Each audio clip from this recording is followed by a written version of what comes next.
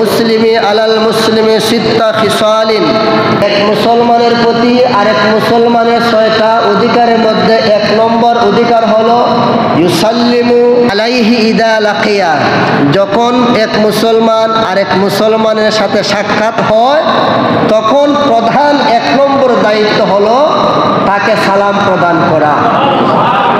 কি করা? সালাম দেওয়া। জোরে বলেন, কি দেওয়া? সালামের অপেক্ষায় থাকবেন না যে উনি আমাকে সালাম করুক, এটা চাইবেন না, আপনি তাকে সালাম দিবেন। এটা এক মুমিন আর এক মুমিনের 6টা অধিকারের মধ্য থেকে 1 নম্বর অধিকার, 1 নম্বর হক, 1 নম্বর দায়িত্ব। 2 নম্বর হলো ওয়ায়ুজিবু ইযা দাআহু, যখন তোমাকে দাওয়াত দেওয়া হবে, আহ্বান করা হবে, সেই আহ্বানে সাড়া দেওয়া। অর্থাৎ দাওয়াত দিলে দাওয়াতে কি করতেন? ডাকে সাড়া দিতেন, যাইতেন। কয়টা হইলাম? সবে। 3 নম্বর হলো ওয়ায়ুসাম্মাতাহু ইযা আতাসা, যখন সে হাসি দেয়। নাকি দেয়নি? না বলেন, সব আসেনি? এটা হাসি। যখন হাসি দেয় তখন হাসির জবাব দেওয়া। হাসির আবার জবাব আছে নাকি? যখন হাসি দেয়, হাসি দাতা বলবে আলহামদুলিল্লাহ, আর আপনি শুনেছেন মামুন ভাই বলবে ইয়ারহামুকাল্লাহ। কি বলবেন? সবাই শিখেন না ভাই, বলেন ইয়ারহামুকাল্লাহ। এত আবার নামাজের মধ্যে যদি হাসি আসে আপনি বলেন না আলহামদুলিল্লাহ, নামাজ ভঙ্গ হয়ে যাবে।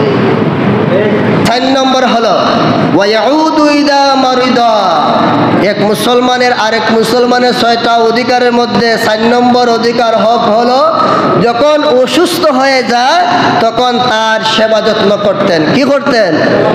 সেবা যত্ন করতেন। এখন তো আমরা বিপরীত হয়ে গেছে, আমরা আফসোস করি কোন সময় মরব। নাউজুবিল্লাহ বলেন।